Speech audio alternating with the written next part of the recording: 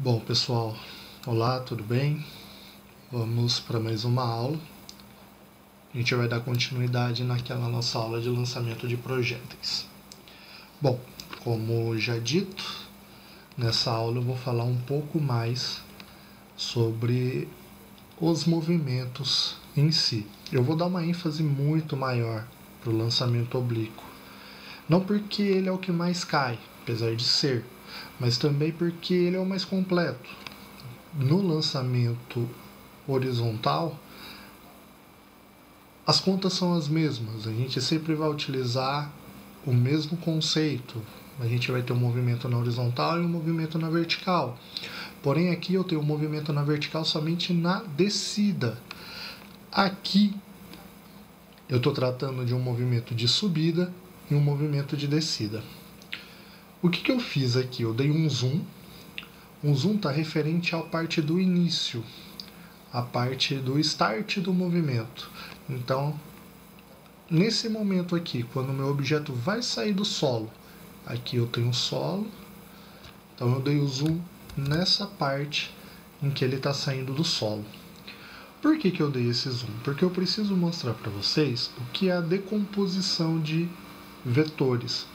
Ah, você nunca usou essa palavra. Não, mas a gente já fez. O que é? Eu quero os meus movimentos no eixo X, então eu vou pegar uma linha perpendicular à superfície em que o objeto está e traçar. Essa linha perpendicular vai limitar o meu vetor Vx. E eu quero a minha velocidade Vy, então eu vou traçar uma linha paralela à superfície da qual o objeto está saindo, e aqui eu vou ter o meu vetor velocidade Vy. Então eu posso colocá-lo aqui. Esse é o meu Vy. E aqui na horizontal o meu Vx. Limitado aqui. Ótimo. Lembrando que esse Vy aqui é o Vy0, porque é a minha velocidade de saída, é quando ele está saindo. Ah, mas para que você fez isso? Lembrem-se que eu falei que o vetor pode dar rolê. Então esse meu vetor aqui, posso representá-lo assim.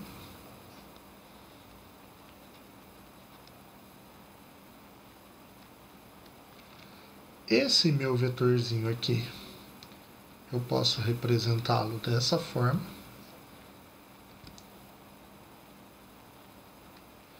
E esse meu vetor aqui, vou colocar de uma corzinha diferente, vou colocar ele de laranja, está aqui.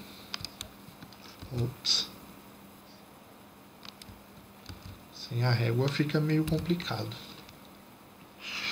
Vamos recorrer à régua. Pronto. Assim vai ficar mais simples.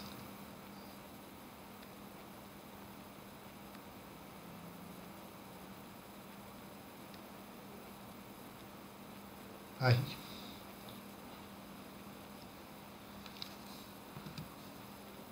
Aqui a gente tem o nosso desenho. Ah, para que isso? Para que toda essa firula? Na real, não é uma firula. Quando você desenha, você consegue interpretar melhor o que está acontecendo. Com o desenho dos vetores, eu consigo interpretar melhor o que eu posso representar de uma maneira diferente. O meu ângulo, ele está entre V0 e Vx, então o meu ângulo está aqui, olha. Esse é o meu ângulo θ. Mas o que eu consigo fazer com isso? Agora a gente vai apelar um pouco para a matemática. Vou colocar tudo que for de álgebra de preto.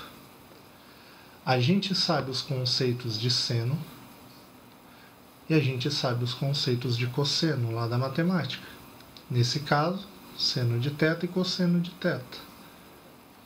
Seno de θ é o cateto oposto, que no nosso caso é o VY0 dividido pela hipotenusa, que é o nosso V0. Se eu manipular algebricamente, eu tenho que VY0 é, na verdade, V0 vezes o seno do ângulo θ.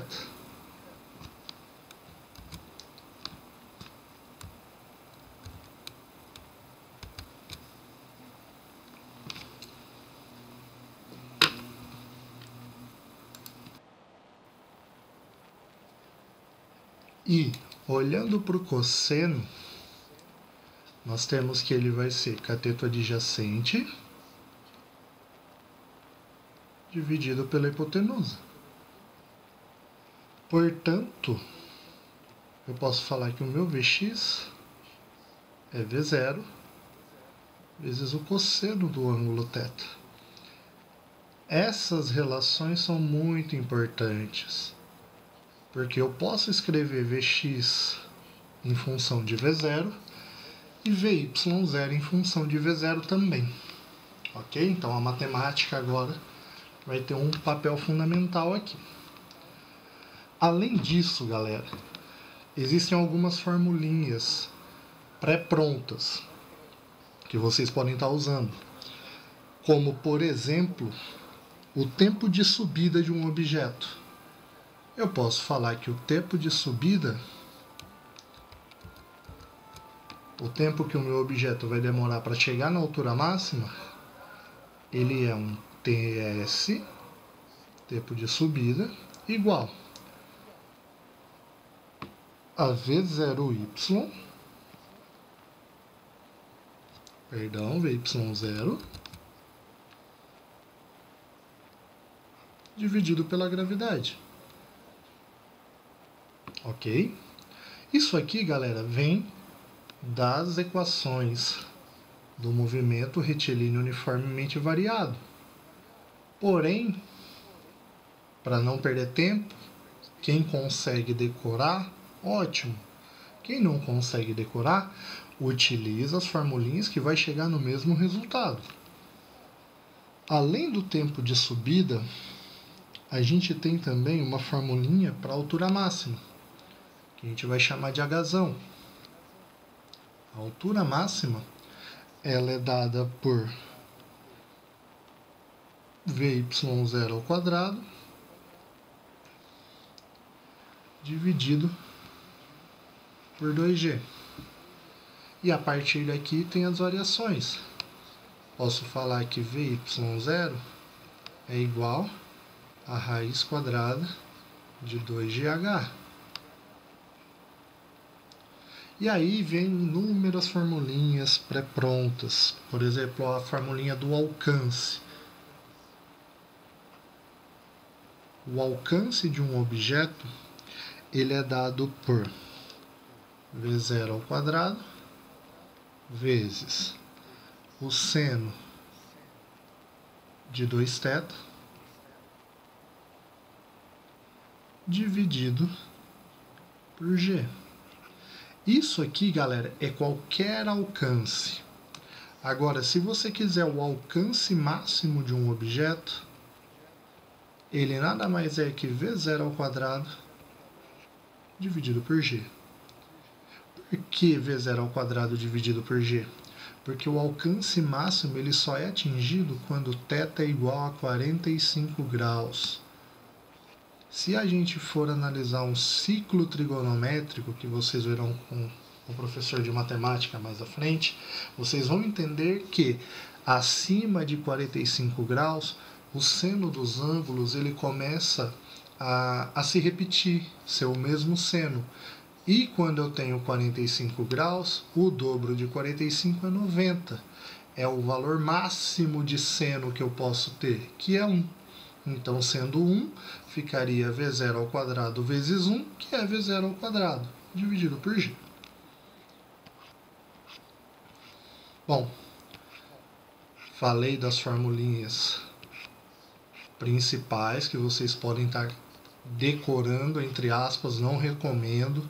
Prefiro que vocês lembrem das fórmulas de cinemática para que vocês treinem aquele conceito e utilizem esse conceito agora nesse novo tipo, nesse novo movimento que a gente está vendo, que na verdade não é novo, né? É só uma composição de dois movimentos. Mas isso é útil, por exemplo, para resolver esse exercício 1. Ele fala o seguinte: um resultado clássico de lançamento de projéteis no plano horizontal é a expressão do alcance e da altura máxima, dadas por... Então aqui eu tenho o alcance, certo? E aqui eu tenho a altura máxima.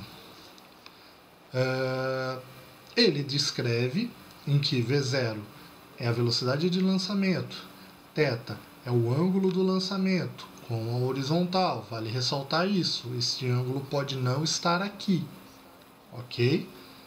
É importante ficar atentos a isso. E G é a aceleração gravitacional na superfície da Terra. Os atletas que praticam salto em distância ou salto em altura devem conhecer estes fatos para melhorar seus desempenhos, que serão, entre outros fatores, dependentes de V0, G e θ. Dessa forma, visando um melhor resultado, pode-se dizer...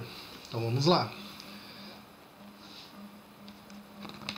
A primeira hipótese que ele dá para a gente: para um mesmo salto, nas mesmas condições, usando a mesma velocidade de lançamento e o mesmo ângulo, o resultado será maior onde o G for máximo. Bom, é só a gente olhar. Como ele está descrevendo aqui, o resultado será maior. Se a gente olhar aqui a formulinha, ambos dependem de G no denominador. Então vamos pensar assim, ó. Então, para o primeiro item. Item 1. Se eu pego um número qualquer, 10, se eu divido por 2, meu resultado é 5. Lembra que o 2 está fazendo a função do G, ok? Se eu pego 10 e divido por 4, meu resultado é 2,5. Então, a cada vez que eu aumento o meu denominador, eu diminuo o meu resultado. Então, esse primeiro item está me dando uma informação errada. Item 2. Primeiro foi fácil, hein? Para uma mesma velocidade de lançamento, o mesmo local de gravidade, igual a G, o alcance é máximo para θ igual a 45 graus. Olhando essa formulinha aqui, a gente viu que isso é verdade. Por quê?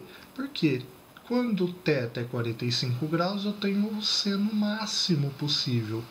Então, esse seno máximo possível vai me dar um alcance máximo. Então, isso é verdade, porque quando eu tenho o seno de 2θ, eu tenho o seno de 90 graus, que é igual a 1. Portanto, eu não vou estar multiplicando por uma fração, e sim por um número inteiro. Logo, vai ser o maior valor possível. Item 3.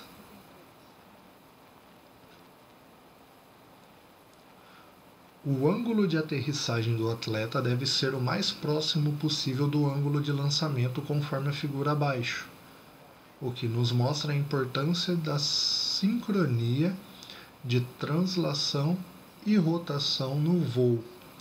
Exatamente, porque se a gente pensar que há resistência do ar, o ângulo de aterrissagem não vai ser exatamente igual ao ângulo de lançamento. Porém, sem a resistência do ar e outras interferências, esse ângulo de lançamento ele será igual ao ângulo de aterrissagem, porque o que a gente está descrevendo aqui é uma parábola, então ela é totalmente simétrica. Então, do jeito que ele sai, ele chega. Lembrando que ele está aterrissando na mesma altura do piso de que ele saiu, diferente dessa próxima questão. O ângulo aqui ele é diferente. A gente tem uma diferença aqui, olha. Beleza? Então, isso é verdadeiro. Então, aqui está certo. E aqui está certo também. Vamos para o item 4. Opa, eu acho que eu pulei um item. Pulei. Então, vou só dar uma olhada aqui no item 3 para ver se ele é verdadeiro também.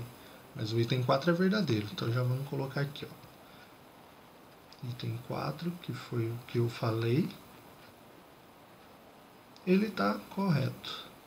Item 3. Leva vantagem no salto em distância o atleta que, além de uma boa velocidade horizontal, conseguir também uma boa impulsão vertical. Corretíssimo. Por quê? Porque o movimento depende tanto da horizontal como da vertical. Se ambos estão no seu máximo, a resultante, a velocidade do lançamento será a maior possível. E agora, o último item, o item 5. Aqui, no salto em altura, o mais importante, além da impulsão vertical no instante do salto, também é correto. É também um correto movimento de rotação de seu corpo, de forma que esse passe deitado sobre a vara. Bom, aqui entra uma questão de centro de massa, que a gente vai ver um pouco mais para frente, mas se você olhar aqui, se ele tiver com as pernas na vertical, ele vai bater na vara e não vai conseguir passar. Então, isso está correto também. Agora vamos para mais um exercício aqui. Eu selecionei esse exercício da UFMS. Vamos lá. A figura abaixo mostra a trajetória no plano XY de um objeto lançado obliquamente com uma velocidade V0, velocidade inicial, segundo um ângulo θ0 em relação ao eixo horizontal. Despreze a resistência do ar e considere como sendo g a aceleração da gravidade. Ok, se ele está falando que g é a aceleração da gravidade, eu posso colocar ela aqui. Olha a gravidadezinha aqui. Mas vamos ao item 1. Os tempos de subida e descida foram iguais. Então vamos pensar. Tempo de subida e tempo de descida são iguais somente quando a descida ela para no mesmo plano da onde o objeto saiu. Porém, o objeto vai descer até um pouco além. Então, o tempo de descida vai ser maior do que o tempo de subida. Não.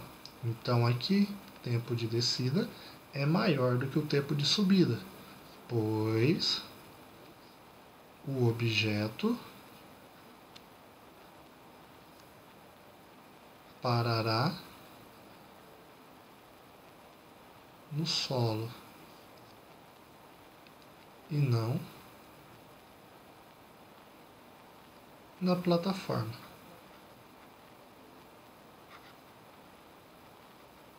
Da qual foi lançado. Ficou uma resposta extensa, mas fazer o quê?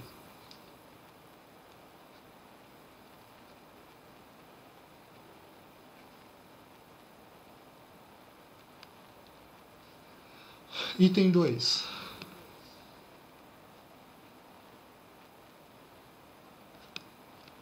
A velocidade se anula no ponto de altura máxima. Galera, lembrem-se, a gente está lidando com vetores agora. A única velocidade que se anula no ponto máximo é a velocidade em y. Porém, o objeto não deixa de ter velocidade no eixo x. Portanto, isso está errado. essa aqui está correta e essa está errada. Por quê? Vx é diferente de zero. Certo? Prestem muita atenção nisso. Agora a gente está lidando com vetores. A gente tem que ficar muito mais atento. Item 3. O tempo de subida pode ser dado por... Agora sim. Agora a gente vai trabalhar um pouquinho. Eu vou tentar fazer ele aqui.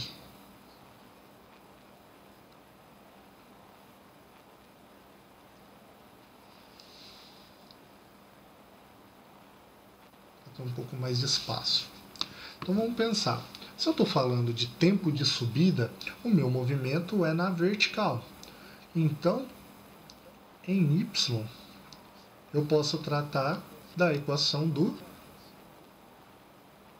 Vovoat. Então eu posso falar que Vy é igual a Vy0 mais G vezes T. Porém, vamos adotar o sistema de coordenadas. Tudo que é para cima é positivo, tudo que é para a direita é positivo. Então vamos lá, vamos analisar o movimento. Vy está para cima, positivo, ok.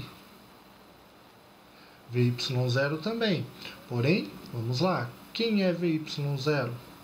Olha como eu posso escrever. Mas vou escrevê-lo depois. Menos G vezes T. Ótimo. Se há uma velocidade, se eu quero saber o tempo de subida, não me importa o que vai acontecer depois. Então quer dizer que meu objeto está no ponto máximo.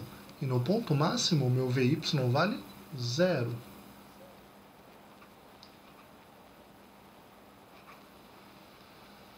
Algebricamente, manipulando, nós temos que G vezes T é igual a Vy0. Lembrando que esse T é o nosso tempo de subida, Ts. Então, podemos ter que tempo de subida é igual a Vy0 dividido por G. Olha, galera, olha o que eu tinha falado. Tá aqui, cara. Porém, eu posso obter isso ao invés de decorar isso. Isso eu sei manipular. É tranquilo. Ah, mas eu posso escrever de outra forma? Claro que pode. O seu tempo de subida também pode ser dado por V0 seno de θ dividido por G. Daqui a gente também extrai que Vy0 é G vezes T, sendo o T o tempo de subida. E aqui a mesma coisa. V0 seno de θ é G vezes o tempo de subida. Ah, mas para que tudo isso? Vamos lá. Eu achei o V0 seno de θ sobre G, que era necessário para cá. Então essa primeira parte é verdadeira porque eu estou tirando a raiz de algo ao quadrado. Isso está me dando o meu tempo de subida. Ótimo. Continuando. Essa foi a parte 1. A parte 2 eu vou fazer aqui embaixo. Na parte 2 eu vou utilizar o seguinte. Ele está usando alturas. Então eu posso falar que usando essa formulinha aqui,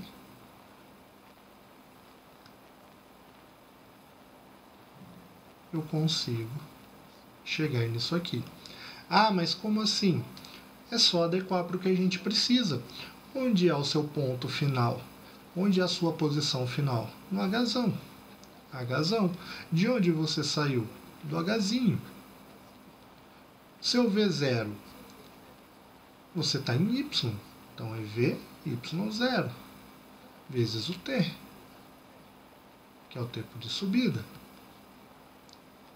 Porém, agora, olha o que está acontecendo? A sua aceleração está para baixo e o seu sistema de eixos está para cima. Então, ela é negativa. Menos g vezes o tempo de subida ao quadrado dividido por 2. Por enquanto, ok. Tudo certinho, tudo nos conformes. O que a gente pode fazer aqui é entender o seguinte. Esse V0y, esse VY0, perdão, pode ser trocado por g vezes o tempo de subida. Então, eu posso falar que h menos hzinho é igual a g vezes o tempo de subida, substituindo esse cara aqui, vezes o tempo de subida, menos g, tempo de subida ao quadrado, dividido por 2. Então, na real, nós temos h menos hzinho igual g, tempo de subida ao quadrado, menos 0,5 g, tempo de subida ao quadrado. 1 menos 0,5 é 0,5. Tá, talvez isso confunda algumas pessoas, então eu vou modificar, tá? Eu não levei em consideração que isso talvez confunda algumas pessoas na hora de fazer as contas. Então, só um minutinho que a gente já volta aqui. Pronto. Então, menos g, tempo de subida ao quadrado, dividido por 2. Se eu fizer 1 menos meio, isso vai me dar meio. Eu estou tirando metade de 1, que é metade. Então, o que sobra para a gente é h menos hzinho igual a g, tempo de subida ao quadrado, dividido por 2. Manipulando algebricamente, nós temos duas vezes h menos hzinho dividido por g dentro da raiz, sendo nosso tempo de subida. Olha lá. Então, isso está correto. Isso é verdadeiro.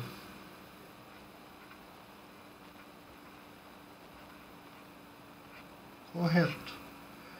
Agora, esse último item eu vou deixar para vocês. É o mesmo princípio. Analisem as fórmulas